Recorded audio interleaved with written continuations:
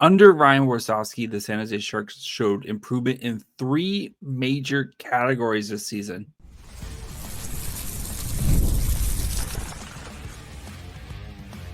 You're Locked On Sharks, your daily podcast on the San Jose Sharks, part of the Locked On Podcast Network, your team every day.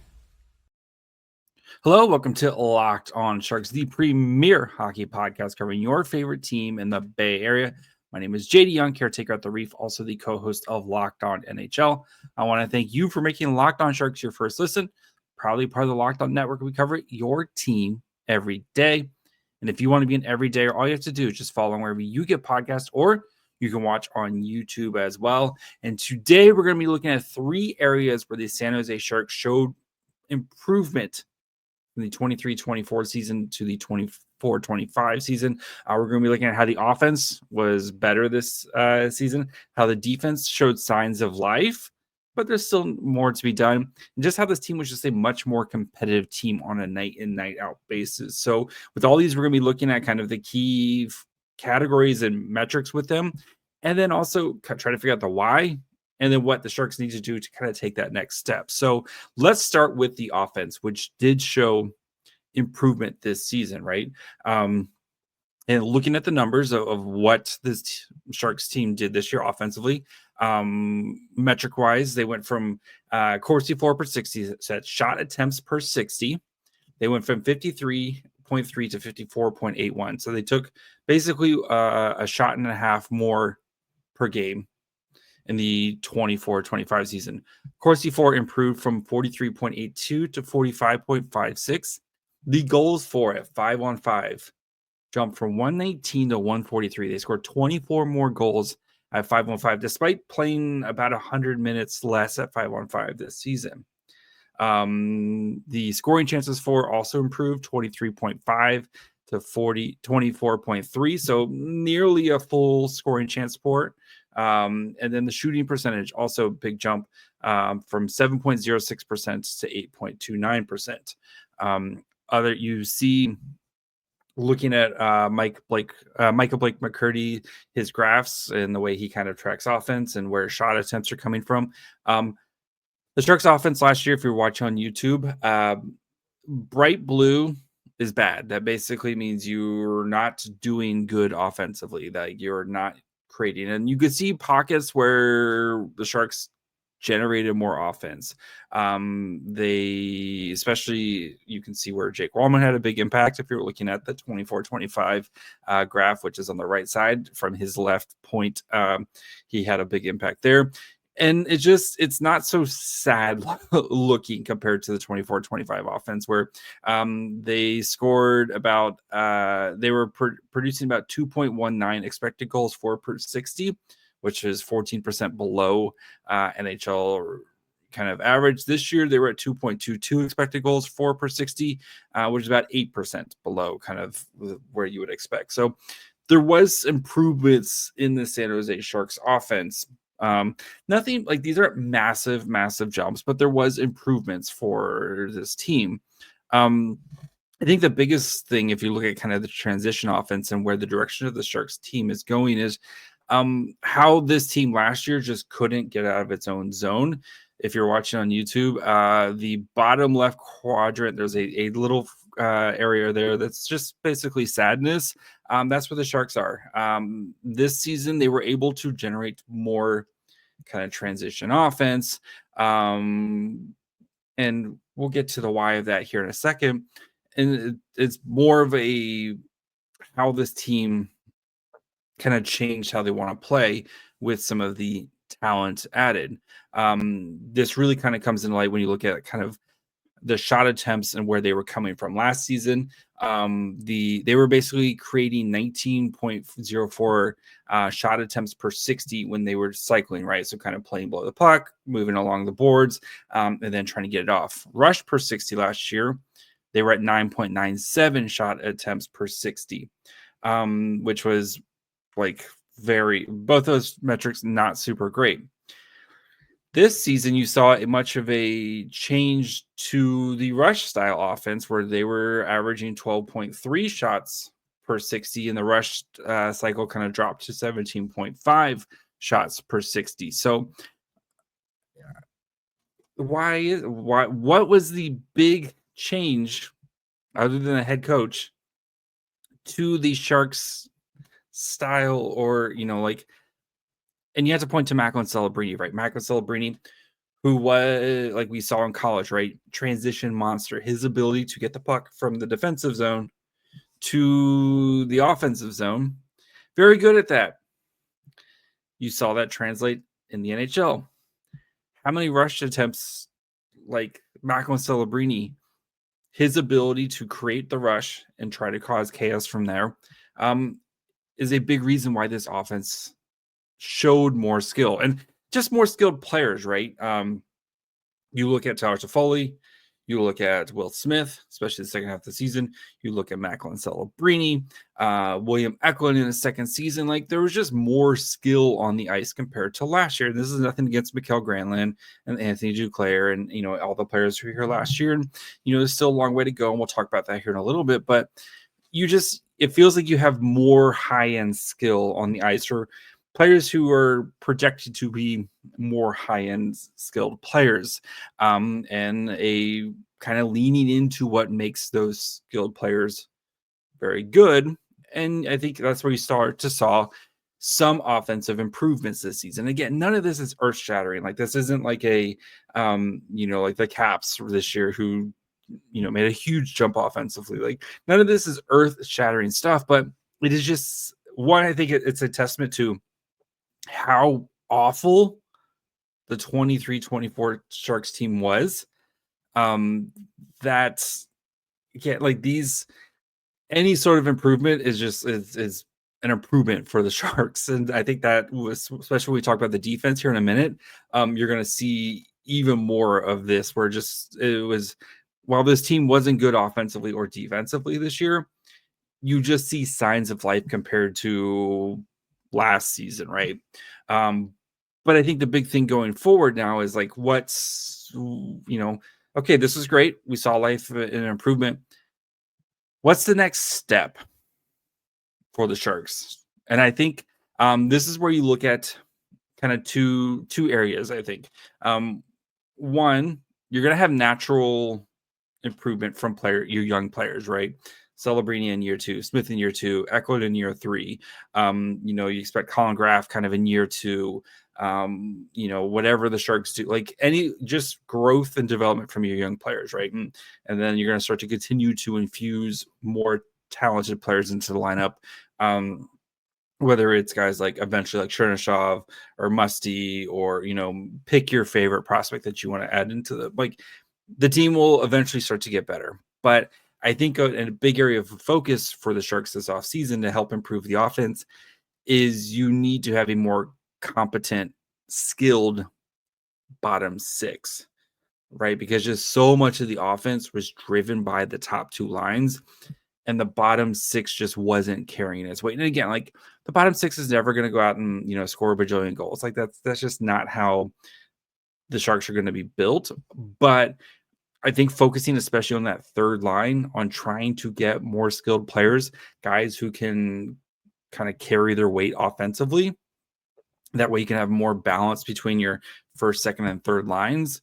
And then if your fourth line is kind of compromised of player, kind of, I want to say, like, specialty players, right? Guys who can play on the PK, guys who can, maybe face-off experts, whatever it is, like, that's fine. But trying to get 3, like an actual like top 9 of skilled players that would actually be players on most NHL teams, I think is a big focus for the Sharks this offseason. Is if you want to kind of make that next big jump offensively, one, again, relying on your young players to continue their growth and development, right? What does year 2 of Macklin Celebrini look like? Are we looking at, a point per player, maybe 80, 85 points from Macklin Celebrini?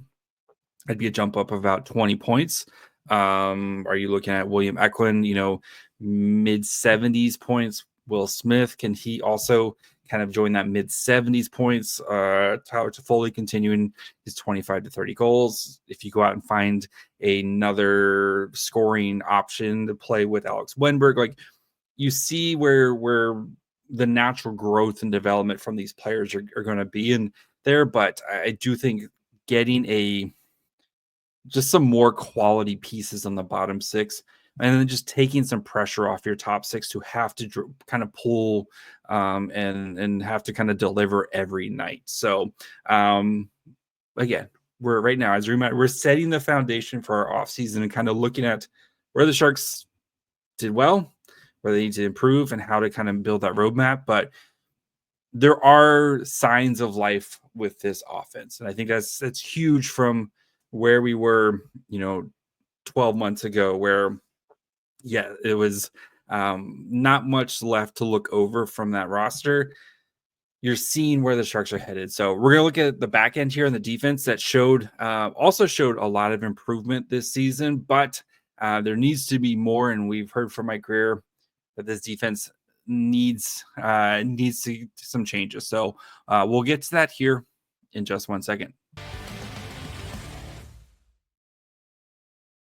Looking for a snack that's both delicious and nutritious? Crack into a good source of protein with Wonderful Pistachios. Wonderful Pistachios is one of the highest protein nuts. Each 1 ounce serving has 6 grams of protein, giving you over 10% of your daily value. Plus, they're packed with fiber and better for you unsaturated fats to help you keep you feeling fuller longer. I personally love the in-shell variety. That's just me. But if you like the no shell, no sweat, there's a bunch of different flavors to choose from. I kind of keep it plain, basic shelled, just salt variety for me. But the great thing is you can throw a pack in your work bag, throw it in your desk, right? That 2:30 snacky feeling. It's a nice little nice snack to hold you over till dinner. The satisfying crack of each shell, it's like snack meditation. So get snacking and get cracking with a snack that packs a protein punch. Visit wonderfulpistachios.com to learn more. All right, before we continue, we look at the defense here. Do, of course, want to thank you guys for making Locked On Sharks your first listen. Even though it's the off season, this is where we shine here, baby, at Locked On Sharks, right? We're starting kind of debrief from the season right now. We got $40 million of cap space, a top 3 pick in the draft, and options galore of what the Sharks want to do as they kind of start to hopefully enter the next phase of the rebuild. So make sure you're following along wherever you get podcasts. And of course, you can watch on YouTube as well. All right. Defensively, this team showed a lot of improvement. And again, where this team was in 23-24 to now, right? I think that's the biggest takeaway from looking at these numbers. So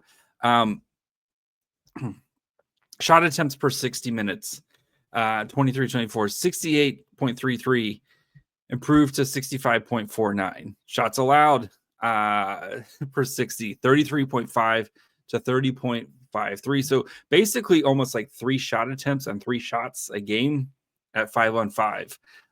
Improvement by 23 goals, 226 5-on-5 goals to 203 last season. Expected goals allowed, 206.31 to 187.81, so an 18.5 expected goal difference there, improvement. Scoring chances allowed per 60, 3.33 to 30.47, so an improvement of almost 3. Then high danger chances per 60, 13.43 to an 11.92 improvement, so almost a 1.51, I guess 1.51 high danger chances allowed per 60 improvement. So again, none of these numbers are like astronomical improvements, but just taking steps in the right direction, right? The Sharks just did a better job this season of not allowing as many shot attempts, not allowing as many shots on goal, kind of limiting as many scoring chances, high danger, like just improvements from this season. And all these numbers are still among, if not among the worst in the NHL, but we're taking steps in the right direction. And I think, again, going back to Mike Grier's press conference, we talked about it yesterday, limiting the amount of goals in the back of your net and getting the puck out of your own zone. Saw slight improvements this year, baby step improvements, but still, I think a lot of work to be done. You can see that, especially kind of looking at where the shot attempts are coming from. So on this slide, if you're watching on YouTube, dark red is bad. So there's a little box down in front. That's the goalie. The 23-24 expected goals allowed per 60 was at 3.11, which is plus 22% compared to like NHL average. This season, 2.79 expected goals allowed per 60, 15 plus 15. So again, just improvements, keeping the puck not a shooting gallery in front of your goalie of choice this season. So, right, nothing like earth shattering here, but baby steps in the right way.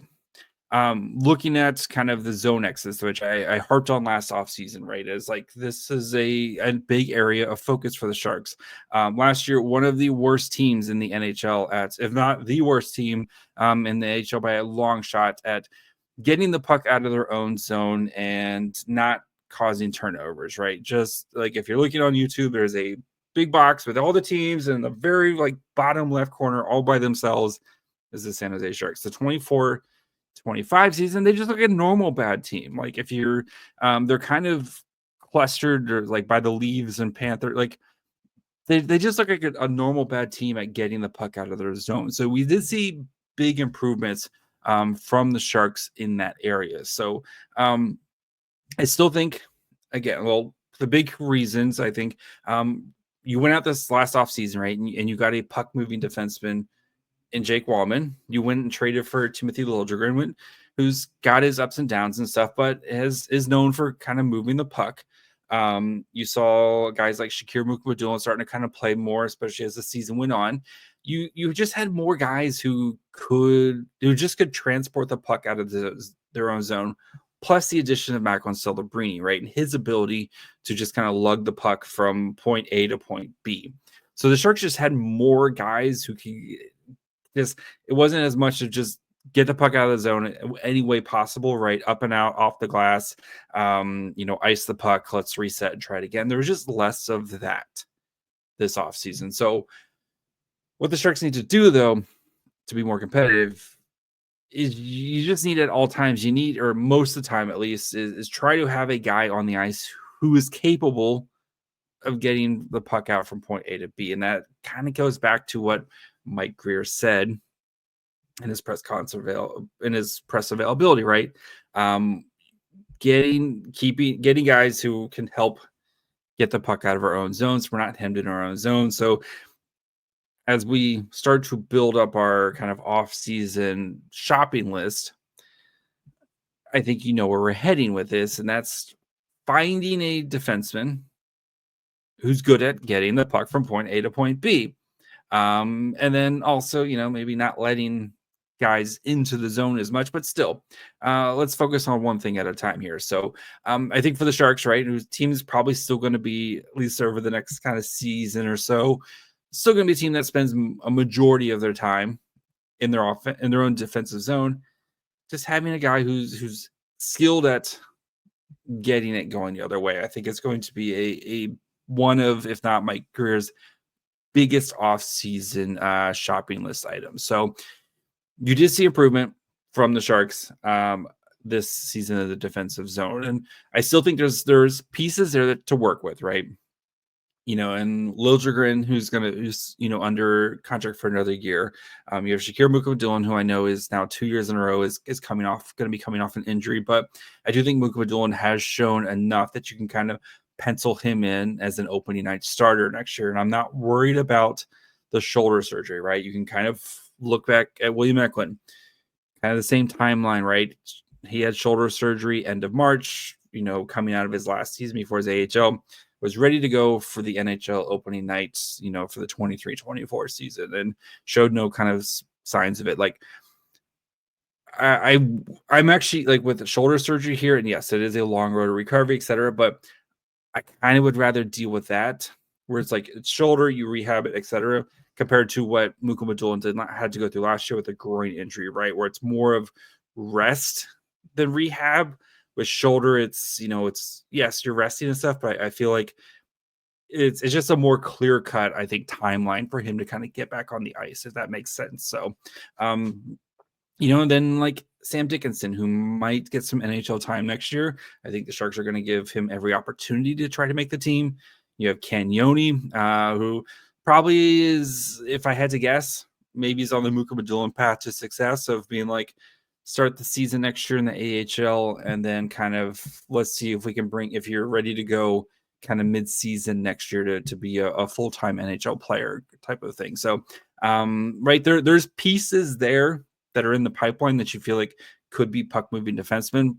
Plus, I think we all know, right, number one on the shopping list this offseason, go find a right-handed puck moving defenseman. So we're seeing some improvements here. So we're going to talk about how this team just was a more competitive team this year. That's a huge improvement compared to the 23-24 season. So we're going to talk about that. Talk about goal differential. If you like plus minuses for teams, goal differential is your thing. So we'll get to that here in just 1 second. The NBA playoffs are here, and FanDuel is giving away new customers an incredible way to get in on the action.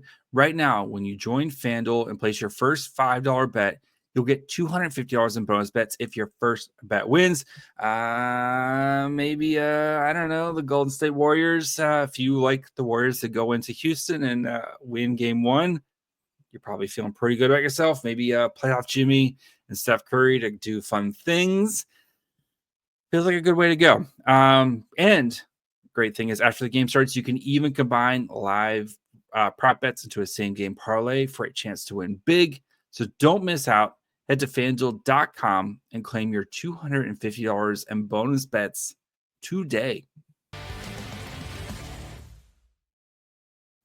And when you're done checking out Locked On Sharks, as you should do every day, when you're done with this one, go check out your second listen, Locked On NHL Game Night.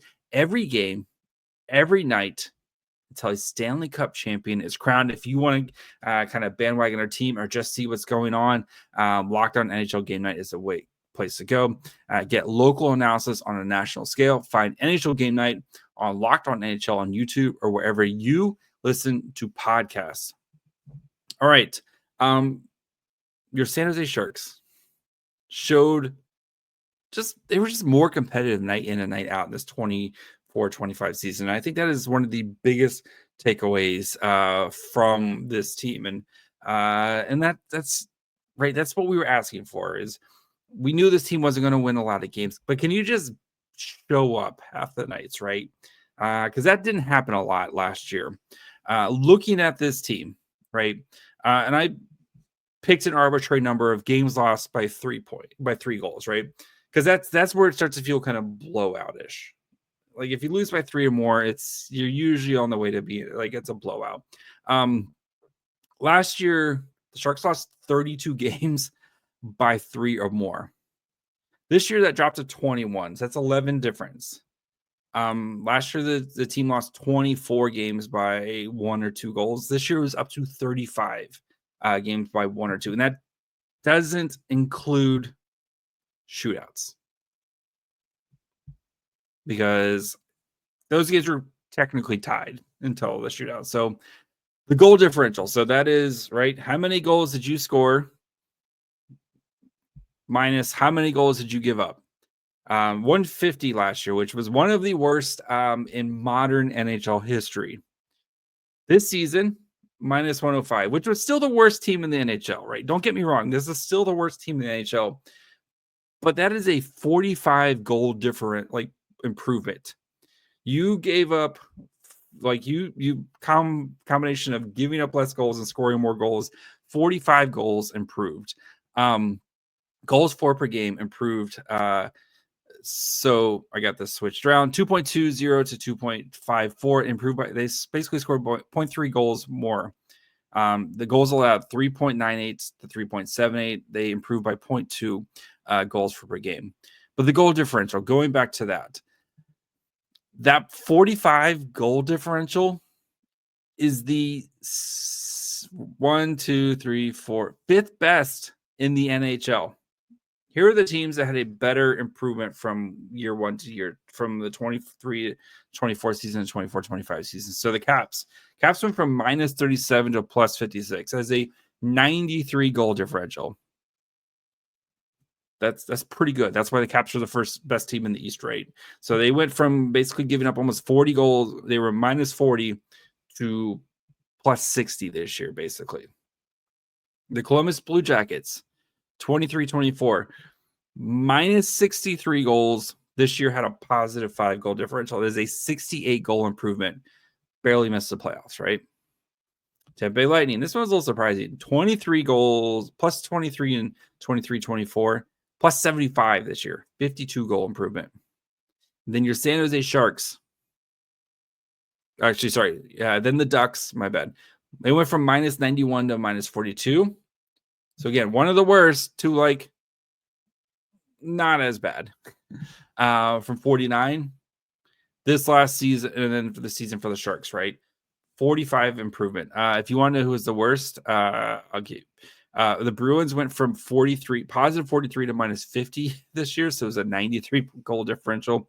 And the Preds went from 21 to minus 60 this year. So if you're just curious, but I know goal differential isn't everything, but I think it's a big indicator of a team success, right? Because typically good teams tend to outscore the teams they're playing against. Yes, you're going to have those teams that sneak in, like the Canadians this year.